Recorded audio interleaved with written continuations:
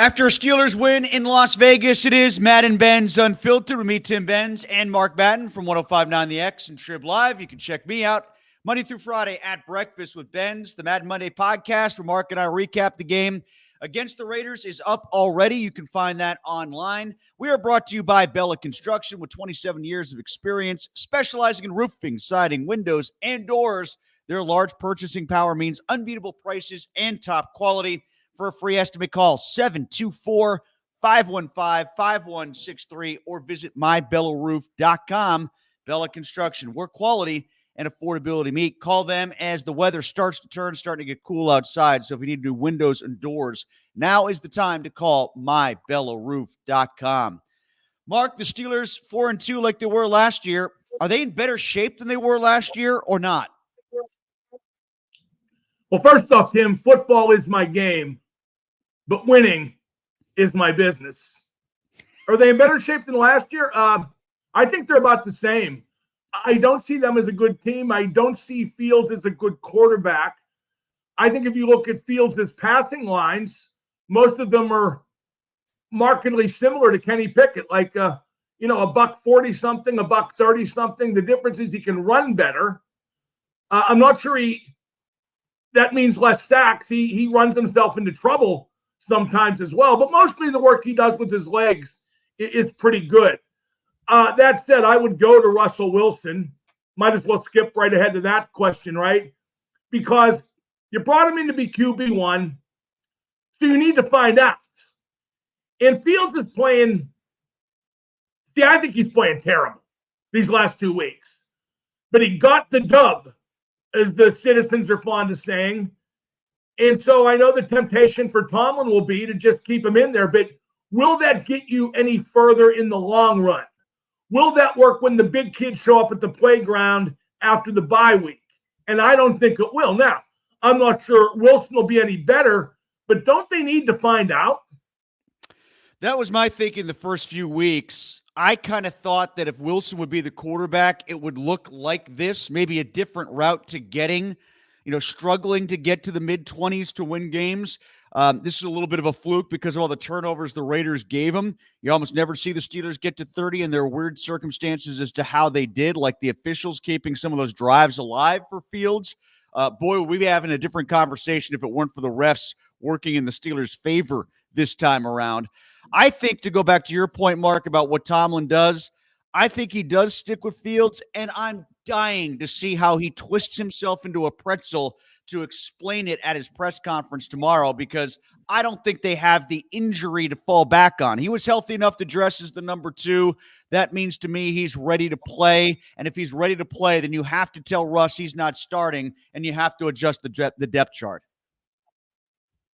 Yeah, and how long till Russ pops off? Because he's not getting what he was promised. And if Tomlin really wanted to tell the truth and do himself a favor and not look like the dope he does on a weekly basis at those press gatherings, he should just say Fields is winning, so he's going to keep playing. If he keeps winning, he'll keep playing. If he doesn't, we'll decide later, because that's what he's thinking. Yeah, and it's through no fault of Wilson's on his own. It's through the fault of his own strength and conditioning coach that had him hit a blocking sled back in August, for crying out loud. So he could underscore that. Yeah, that's old news now, though, Tim. Now it's a lingering injury for an old quarterback, and it doesn't really matter how it happened. Fair enough, but either way, he could say that it's not because of what Russ didn't do, because Russ got hurt, so we're sticking with Justin. And then if Fields screws up, you replace it with Wilson, like what could have been the case at halftime yesterday. I was anticipating what you were anticipating. If that call isn't made by the official and that interception from the Diablo guy stands for the Raiders, then I think Wilson comes in for the third quarter. Did you see that one guy's name is almost like kind of Paul Amalu for the Raiders? It's like divided into 2 syllables with an apostrophe, but it looks like Paul Amalu. It's like he's a Dollar General Troy Polamalu. I didn't notice him. I did notice Divine Diablo, which might be my favorite name in the National Football League now. Yeah, but you're right.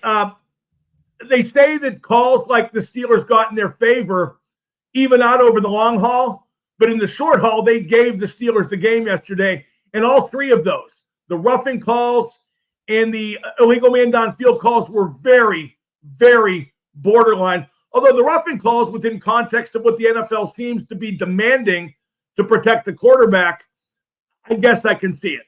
Yeah, I'd like to hear an explanation, a true explanation, which we'll never get. They called the wrong guy in the second roughing the passer call, and I don't think that was we're calling the wrong number. I just think they saw the wrong thing, and they thought Crosby shoved him from behind late, and it wasn't the action of Fields falling from the first guy that hit him.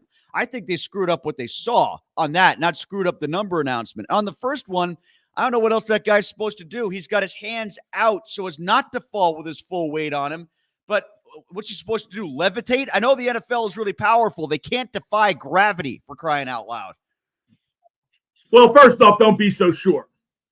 Second off, one thing I noticed in the Steelers' game planning is they're taking a little more risk with Fields now that Wilson is healthy.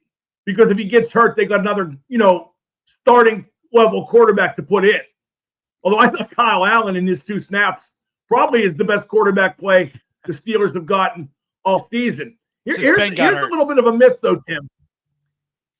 People are saying how Fields has cut down his turnovers, right? Mm-hmm. No, he's upped his luck. Now, he's only thrown 1 interception and only lost 1 fumble. But did you know he's fumbled 6 times, and the Steelers have recovered 5 of those? So yeah. I'm not sure he's taking care of the ball all that better. He's just getting away with it. Yeah, and that interception in the red zone is pretty much all we'd be talking about if they'd ended up losing that game, because it gave away an opportunity to get points at a crucial time, and then they got bailed out by the call. How about when they blocked the punts and lost 10 yards in 3 plays and settled for a field goal? Yeah, that was bad. And was that the sequence? Forgive me for thinking Russ might do better there. No, he might. He might do better. Now, the converse to that is with the offensive line being again, to get back to the original point, you got to find out. You brought him in to be QB1. You got to find out. The converse to that is how much do we know Fields' ability to scramble and get away from pressure is saving them right now? Because honestly, it's the most consistent part of that offense. And you got to find out. You might. You might against the Jets. We'll see. Well, They're already my point is 145 yards throwing ain't going to cut it against a good team in a division game, in a playoff game. It's simply not going to cut it. You do that against Baltimore, you have 0 chance of winning. 0. That's the second point I was going to bring up. If they do decide to stick with Fields, number one, they just have to admit that they're sticking with him. Number two is if they do stick with him, they can't do, the watered down, diluted, we don't trust Justin offense. If you're trusting him enough to name him the starter, then give him the full offense and let him do things at the line of scrimmage that you're always petrified to have Kenny Pickett do, and apparently you still are with Fields, because you're gonna let Russ do all that. So maybe they should let the starter do that if they do name Fields the starter on Tuesday. Tim, I don't know if Tomlin's going to name Fields the starter. I mean, do you think? I think he's going to keep playing it week by week. I don't think he can get away with not naming him the starter if he keeps him. I don't know how they play out this injury thing anymore. Like, what's the next step between Russ had a healthy week in practice, Russ was named number 2, Russ dressed at number 2. Where else can they go for buffer? What else can they invent as pad at this point? That's like Godfather 2, Tim. Yeah, we had a lot of buffers. I never underestimate Tomlin when it comes to coming up with a new way to lie. Well, hey, you got me there. There might be something that I'm not thinking of, but I'm not thinking of it right now. I can't figure out what else that they would have. His big advantage, Tim, at that Tuesday press conference is when he lies, those obsequious lapdogs sitting before him will just lap it up. No, they'll talk about why, it makes perfect sense. Everything so far Tomlin has done with this quarterback situation has made perfect sense. But, the only thing to me that really sticks out, to go back to my original thing that I brought up in the first place, when I said they're in better shape now at 4-2, my gosh, they got to 6-3 last year. I think we forget that. They got to 6-3 last year. Now we have to talk about the quarterback, because they're not going to go after an offensive coordinator that's only been here for a couple weeks and so far has won 4 of 6 games, even if his offense is really not all that different. So it's got to be about the quarterback. Last year, we were pointing at one guy, and if that one guy was gone, it was going to fix everything, and there isn't that magic bullet this time around to discuss the Steelers' offense. Yeah, and this isn't on Arthur Smith by any means. It's on Tomlin. When the offense continues to have a yellow streak and be totally unadventurous through a series of offensive coordinators, that's because of the head coach, period. Although that said, I think the Arthur Smith offense, as I repeatedly say, looks like the Matt Canada offense just with more tight ends. How'd you feel about the defense? Well, TJ Watt played great, Tim. You know how I know that? Because his 2 brothers kept saying it on Twitter. My God. Come on, Ma, not in front of the guys. But he played great. I mean, the 2 punch shots. There was only 1 sack on the day, too. When I saw that at game's end in the box score, that kind of surprised me. And it was by Cam. Yeah, it felt like there was better pressure than 1 sack. I'll give them that, but it was just 1 sack. And, we kind of expected them to overload on that side to help the rookie tackle against Watt. And when it came to at least O'Connell getting rid of the ball fast enough, they did that. And, Miller on the other side is a decent tackle. So I'm not surprised that with the diluted lineup that they had at outside linebacker, that they couldn't create enough pressure. But they definitely need to get either Herbig or Highsmith or both healthy again to get the defense back to the pass rush that it normally has. They've been good at creating turnovers. Well, their biggest problem is the O-line, though, Tim. Yeah. Yeah. The O-line with all the injuries. Mm-hmm. Yeah. I mean, do we know yet how long he's out? We don't. I haven't seen much of an update today. I don't know if were you at Imperial at your appearance? Was the sound up? Could you hear the commentary that was going on with his injury? No, I didn't.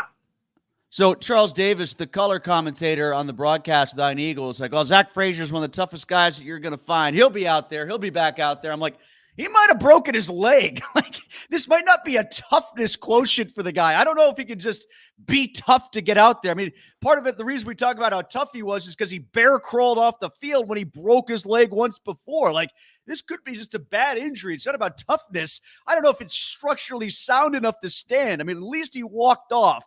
By the end, he walked off. So they're like willing him back onto the field, and I just don't think it works that way. See, that's one argument you can make for Fields playing is now that the offensive line is crippled, right, that Russ couldn't handle it with his relative lack of mobility and the amount of time he holds onto the ball. But that said, again, you got to find out. I'm not saying proclaim Russell Wilson the starter for eternity. If you put him in there and it's no good, then go back to the other guy if you think that's going to be better. But if this right now for quarterback play is better, they have 0 chance to win a playoff game. 0. I want to hear from Steelers fans on this. I know we're streaming live on YouTube. I know it's a holiday, so there might not be as many people up and about, but we do want to hear from you. So comment, and we'll get to your responses a little bit later on. Just don't want to go too much further, though, without talking about the Penguins. They got 3 games under their belt so far, Mark. How do you feel about what you've seen so far from the Pens in these 3 games that they've had against Toronto? And, who have they played already? I already forgot. They already played help me out here. They lost to the Rangers. They won at Detroit. They lost to Toronto. That's right. That was the sequence. They looked horrible against the Rangers, as we know.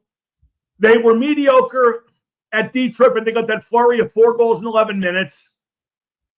And they were mediocre at Toronto, got some bad puck luck, but still only scored 2 goals. They're really about what I thought they would be. By the way, Tim, before we move on to the Penguins totally, I want to point out 2 things on Twitter that are tremendous.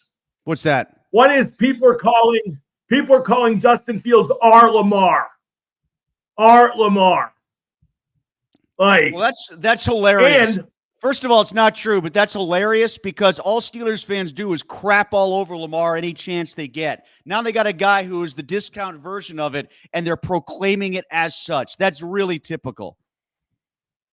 And the other one is the boasting how Steeler fans took over Allegiant in Vegas. Well, of course they did. It's a vacation spot. The Raiders get taken over most weeks by opposing fans. But again, even if you did do that and won the game, they act like they beat Rommel in the Africa Corps. like they're rolling through Tunisia on tanks. You showed up at a football game. Way to go. The thing, what they'll impress me, Tim? What's the worst NFL city? Jacksonville, maybe? Okay, when you take over Jacksonville, let me know. Because I'd be impressed by that. You go to that crap hole. You mean like the worst, like the least fun to visit you're talking about? Yeah, the least pleasurable fan experience. Might be Jacksonville. Cincinnati? Too close. Easy. Jacksonville. You take over Jacksonville. Or, Tim, when they start doing the European games, take over Munich. Take over a game in Munich. Then I'll be impressed. Would that take the Allies, Mark, about a year and a half, 2 years to do that? Better yet, let's play a game in Stalingrad. Let's see how that goes. Maybe Gino can give him a roadmap to get there. What do you think? Oy.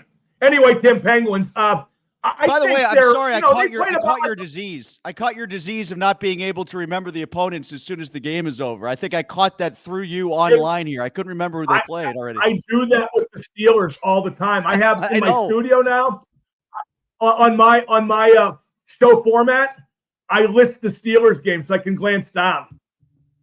The good thing is, Tim, I'm so popular that I think with the radio show and stuff like this and the podcast, I can spew gibberish that makes no sense at all easy for 2 years before people figure it out. Doug Hurst always told me that was possible. Anyway, Penguins, I think they're playing about like I thought. There's some things I would tweak. Like I would have McGroarty at Wilkes in a top 6 so he learns how to do that. But I got told this weekend that Dubas got him to sign a contract by promising him he'd be in Pittsburgh. But now that he signed the contract, we don't have to adhere to that. Tomlin sort of like Russell Wilson being promised that he would start in Pittsburgh as the quarterback. Exactamundo. I think Beauvillier's worthless, despite his 2 goals in Detroit. I think the bottom line is worthless. I still like Eller. McGroarty on the 3rd line. I mean, I don't want him there, but he's okay there. They benched Slabhead the other night. I wouldn't have. I thought he's played okay. The Penguins' problem, I said this in a column recently, is not that they don't have a good bottom 6. They have some great bottom 6 guys. They're just mostly in the top 6. That's the problem.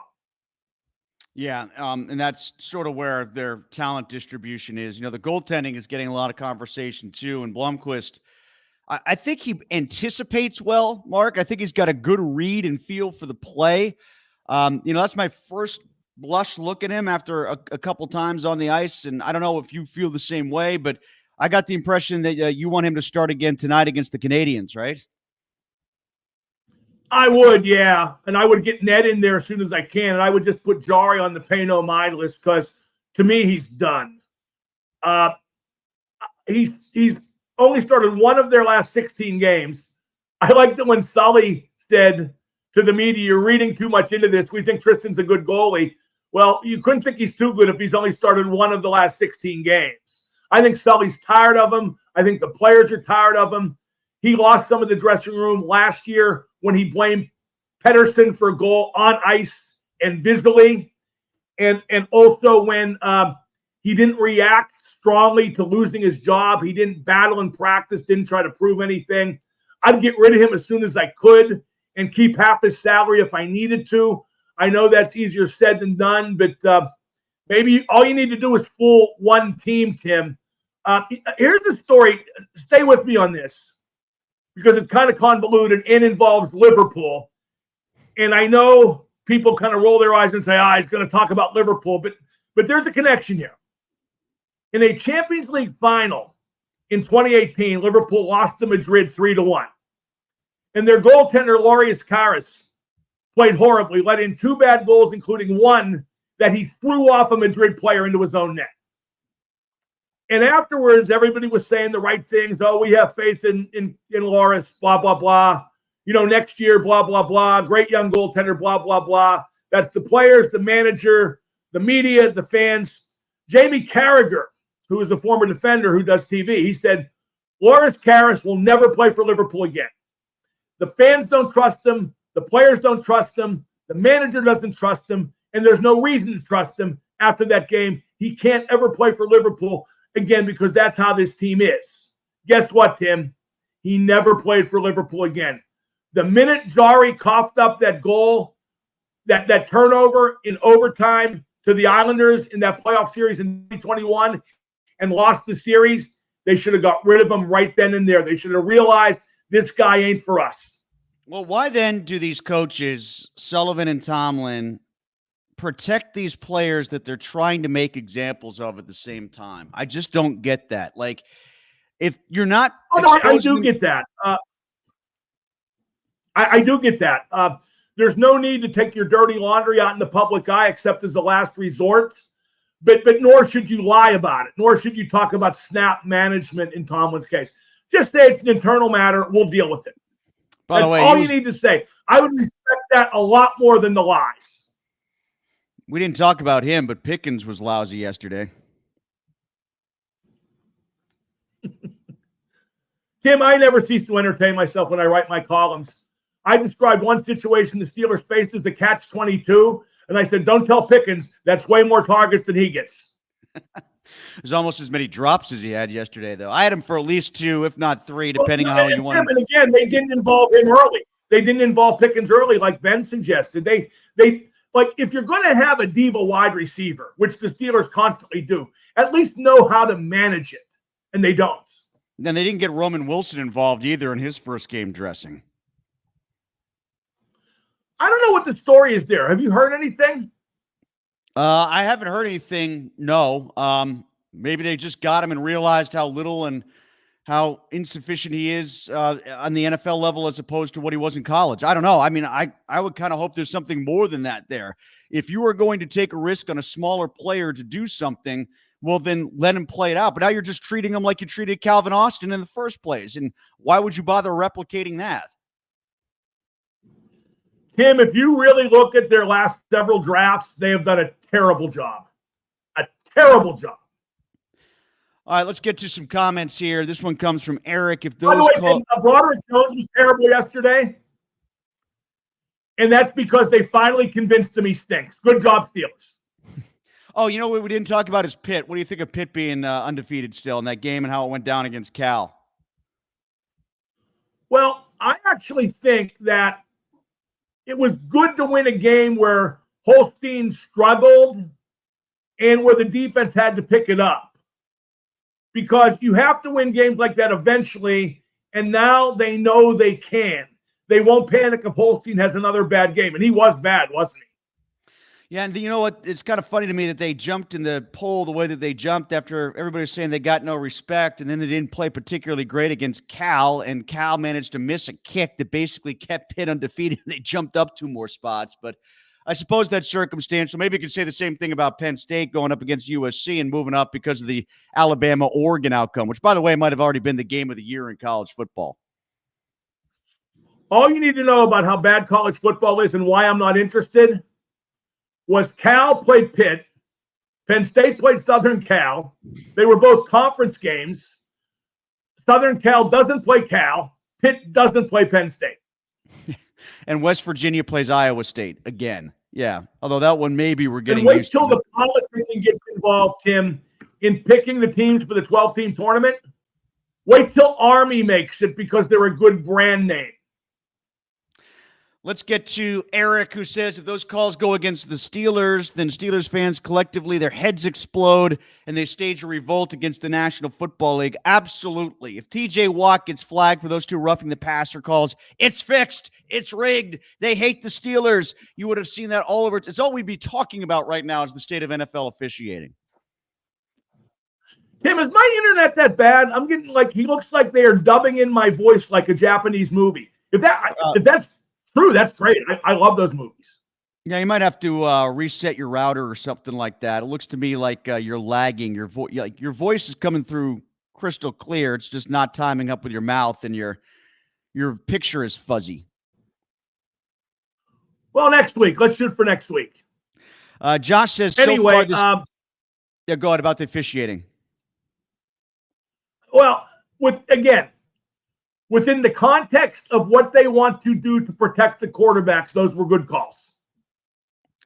Let's get to who was the next guy here. I had to reset this myself. Josh, he says, so far this team has beaten a rusty Kirk Cousins, an ill-equipped Justin Herbert, another quarterback I already forgot, and some guy named Aiden. They lost to Dak and a crusty Joe combination and will lose against any other team with a competent or better offense. This team is overrated and coached to play it safe. I don't know how the Jets qualify as that. We'll find out more about Aaron Rodgers tonight against the Bills, who can be had in the secondary for sure, but the Steelers are already favored in that game. Here's the kind of year it is for the Steelers, Tim. How much you want to bet Aaron Rodgers gets injured tonight?